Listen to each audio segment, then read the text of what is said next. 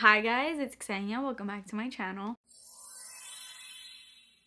So today I'm going to be talking about a very exciting new fragrance launch that just hit the market. I had seen about this like a little while ago before it was even released in stores, and then I completely forgot about it, and I didn't even look up notes, so it's not like it was like in the back of my head like I was even thinking about it. I just completely forgot about it, and I was in Sephora the other day because I was actually looking for another perfume that I ended up picking up, which will be coming in a future perfume haul. That fragrance also has vanilla in it. The employee turned me over. So he obviously saw what I was into, and he kind of directed me over to this new stand of a new fragrance, and I'm like, what is this? He was like, well, I want you to check out this new perfume because it's vanilla and it's super good. And he's like, I think you might like it. And I sprayed it on my wrist, and initially, I'm not gonna lie, I wasn't blown away. And I think that's just because I had sprayed like 20 other fragrances all over me, just like I do every time I go into the Sephora. Every time I go in there, I have to just spray every perfume that there is in that store on my body. I don't know why. So initially when I sprayed it, I was like,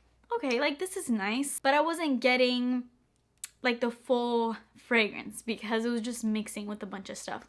So after that, I was like, okay, thank you for showing it to me. I went over to check out the other perfume that I picked out, and then I'm going and walking to my car. And as I'm walking to my car, my husband was with me too, and he was like, whoa, that smells really good. And he was like, I can smell that. He's like, is that the perfume you just bought? And I was like, no, it's the one the employee was telling me about. And once I went outside, you know, when you go outside, that's when you truly can smell what a fragrance smells like. So I smell my wrist again, and I'm like, whoa, this smells really good now. And let's just say I turned right back and got it. And it was also a nice excuse because I'm like, okay, this is a new fragrance launch, so my subscribers will want to see this, so it's for my job. Not for me, it's for my job. I'm talking about the brand new Burberry Goddess fragrance. So we have yet another perfume that's called Goddess. When I read that name, I immediately thought of Alien Goddess by Mugler. But these are two completely different fragrances, two completely scent profiles, two completely different notes and everything like that. They have nothing to do with each other other than the same name. So this is what the bottle for Burberry Goddess looks like. I love the bottle. It's giving me very bougie, high-end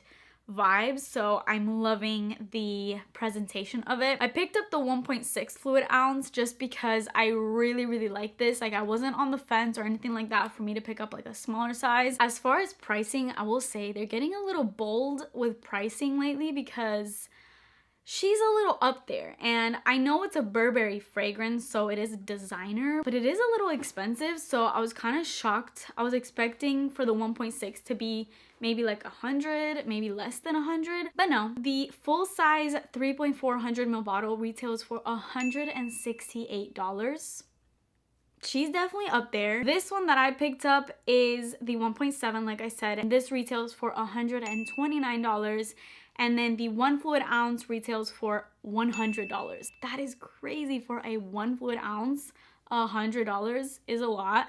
Now, if you do want to buy the travel size, that is 38, and that only gives you 0.34 ounces. But it is a nice way to try it out without committing to the full size, because as you can tell, it is pricey. It's up there. This is by no means an affordable fragrance. This fragrance has blown me away. There's been a lot of new fragrance launches, and I'm not gonna lie, I haven't been huge fans of a lot. I feel like a lot of the stuff that's coming now is all smelling the same. Is that just me? Like, every fragrance release that comes out now, it looks exciting, and then I go and smell a tester in the store once it comes out, and I'm like, this is basic, or I've smelled this before.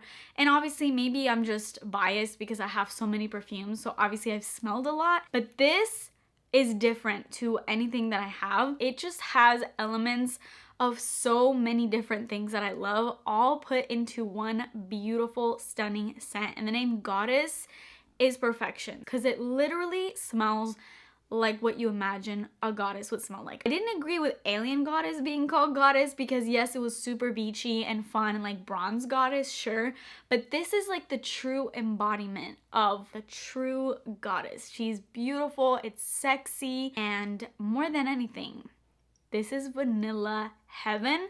But wait, It's not boring, it's not basic, because obviously every other perfume has vanilla in it. It's a lot more than that, but the heart of this fragrance is vanilla. So the notes really kind of capture what I'm talking about here. So this has top notes of vanilla, lavender, cacao, and ginger, middle notes of vanilla caviar, and base notes of vanilla absolute. So there is 3 different variations of vanilla in this fragrance, so I love that to begin with. You get cacao, so it has even more of a sweeter element. And then the lavender and ginger, I think, is really where this fragrance shines, because it's not just a vanilla scent. Of course, it has a ton of vanilla, so of course you're gonna smell the vanilla. But there's this spice element in here that makes this so sexy. It doesn't smell super gourmandish. The vanilla is constantly there, and it has this creamy vanilla vibe constantly. But because of the ginger and because of the lavender, it has this perfuminess to it. It's kind of taking away from just this being like a vanilla gourmand scent. Because of course you get triple vanilla and cacao, so you would expect this to be super sweet. And it is, but don't think of this being like cupcakes and cake and whatever like that. It's not gourmand to that extent. It kind of reminds me, honestly, slightly of Burberry Brit, which I have in my collection. I love Burberry Brit. It gives me like nostalgia. I used to wear that when I was younger. This kind of reminds me of it, but it's way sweeter. It has a lot more vanilla. But let me just say, the ginger in here is super prominent, especially when you first spray this out. It's very spicy in the best way. I've also come to learn that I love spicy scents, so for me that is not a deal breaker. I'm absolutely in love with that. I don't even really smell the lavender, maybe slightly, but I wouldn't call this a lavender perfume. It's not lavender to the extent of YSL Libre. It's way toned down. It has complexity. I will say this slightly, I'm not gonna call them dupes, but slightly reminds me of Billie Eilish's Eilish, which you all know I love. It's like spicy vanilla heaven, and this is kind of along the same realm. I would say they're about 60% similar, but even though I have Eilish, I have no problem in owning this, and I'm gonna recommend this to you guys even if you have Eilish. Like, of course, I'll tell you guys sometimes if there's 2 scents that are way too similar that I'm like, okay, you don't need both, but for me, you need both of these. This has enough of a difference, way more actually than just enough of a difference, to set it completely apart from Eilish. But I'm just mentioning that because for those of you that love Eilish and that kind of scent profile, I think you would love this. But even if you didn't love Eilish for whatever reason, like if maybe you aren't a huge vanilla lover and that scent was too sweet for you, this is very sweet, but it's not as sweet as Eilish. This is just more wearable if you're someone that doesn't go hard for vanilla, which, I mean, why are you watching my channel, first of all? Because I feel like all the scents I talk about have vanilla in them. It just happens to be one of my all-time favorite notes. This is almost as if Nina Ricci by Nina Ricci and also Amor Amor by Cacharel, those two, either one, because I feel like those two are very similar to one another, so I'm just gonna say either one of those, had a baby with Eilish by Billie Eilish, it would be Burberry Goddess. It has that spiciness that those fragrances have, and then that strong vanilla scent of Eilish that still has that spice. That is literally the epitome of Burberry Goddess. It is so sexy. It gives me European summer vibes, and I think it smells super rich, very luxe and expensive smelling. This is one of my favorite releases ever that has come out. I just did a haul recently where I just talked about 2 new fragrance releases, which was Vive la Juicy Sucre, which was technically a re-release, but it was still a new fragrance, and then also Floral Street Sweet Almond Blossom that I just talked about.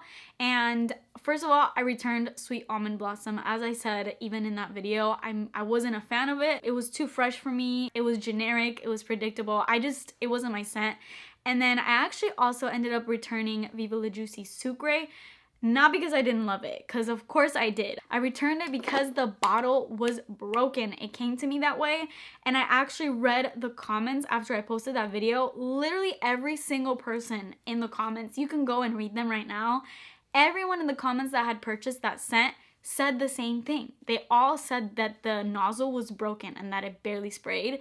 And I was like, okay, then this is probably an issue on Juicy Couture's end, because obviously when things are being delivered, things can break and things like that, but for it to happen to like every single person, is a little suspicious. So I returned it because although I really like the scent, I feel like the nozzle was making me hate it because I would go and wear it and it would barely spray, or it would just like spit, it would stain my clothes. I was coming to realize that it wasn't super long lasting, and also it reminded me a lot of Viva La Juicy. Of course, that sucre sugariness was there and I loved it. Honestly, if the nozzle wasn't broken, I probably would have kept it. The bottle alone was just...